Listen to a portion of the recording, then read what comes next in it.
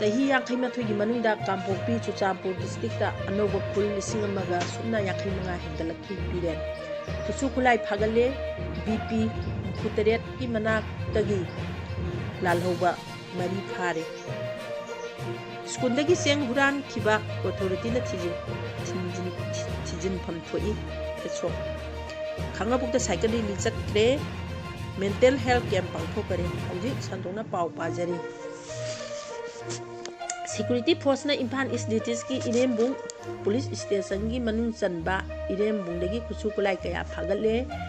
BP Humfumapan kaya dagi lalolup mari phare haina police ki zero na hairi phagalaba kusukulai sing adudi AK rifle ani SLR rifle ama mapan MM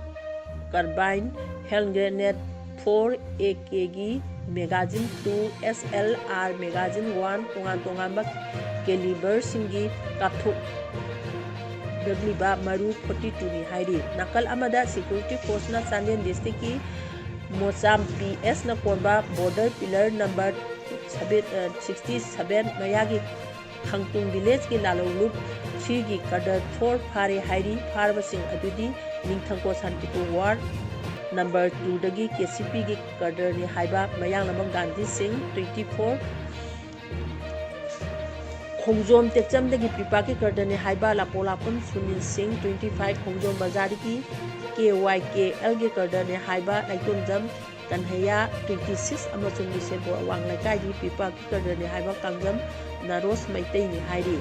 IMPHAL East District ki Lamlai PS na konba Somu Khunjau da Laiba Primary Health Center maya dagi pipa ki kardane haiba ama phare pharaba adudi Thangjam nganda Maitai 23 Kurai Kocham Laikai ni Mangondagi 4 wheeler amasu phare hai phagalle hairi Hauji Makhatana Pau Pazari CSO Tara Marina Manipur da milimentation gi thorang lokhatpa amasung lisingani sumna amagi census data sinabagi thawong yaningdaba phongdokna June 9 dagi IMPHAL da miyangi asoka khongjang ama chatkadauri International Peace and Social Environment IPSAGI office da ngasi paumi singa unaba amada CSO Tara Marigi campaigner Nahakpam Santana wafam asi phongdokkibani mahang high central government amasung Manipur government na milimetation tawaga loinana kumdali singani sumna amagi census delta da yumpham oiraga local body election pangthongna mathawrang lakhaliba si yaningde thaski ni pana sakadiba miyangi khongjal adu khongjal amasung mifam asida akhang haising yauna mipum khudimana saruk yabiu haina santana apin tawki Kaisamthong High School dagi sieng amasung atay posay huran kibase laibag thibani thawong asibu Phelsona akanmamong na yaningde hairi Phelsop Federation Students Organization Kanglaipaki Secretary Education and Library KS Nausagi Cherol amana hai Mahiro Singh gi milde milgi sanaba thamba chemu huran ba haibase yamna chawkhataba leibang macha tadabagi thawongi masi mari leinaba authority na thingjingbam thoi government gi school oibasu mahiroi 950 hena leiduna function phajana tawribani school asidagi cheng bag 13 huran ki amasung computer set ahum amasung huran ba honaki asiguma thaba ase mahiroi singi hak mapibani amasung khoisaunabani mahisang amada asiguma thawdo asi thoningde thawdo asi Phelsona taraina lawde amasung afibam thokte hairi Manipur Police Department athubada action lakhapiduna senabasing phaduna logi automatic saba chera pinaba mahiroi look asina apin tawri miyamna bulangla langjin khangbiba leirabadi manang nakpa police station nataga mahiroi look asida pau pibiduna senabasing asibu phabada mating pangbiu hairi Quran chithi leitaba matamda chakopa kunai amani haina malen masak takadoribani asiguma thawdo ase lamdam asida leiriba mahi tampham sing da thokdaba oisnu thokdanaba supona hona minasi lamdam asidagi urama maru phuna muthalache haina haiba wafamchu cherol asida thamlagli India government Ministry of Youth Affairs and Sport ki makhada leiba MY Bharat Maira Youth Bharat Thauban district ki khangmo part 1 hi manung delba village 11 federation BLF sing haibadi mangan BLF Yaifa Tengbang BLF Anova Yening BLF Awang Lekai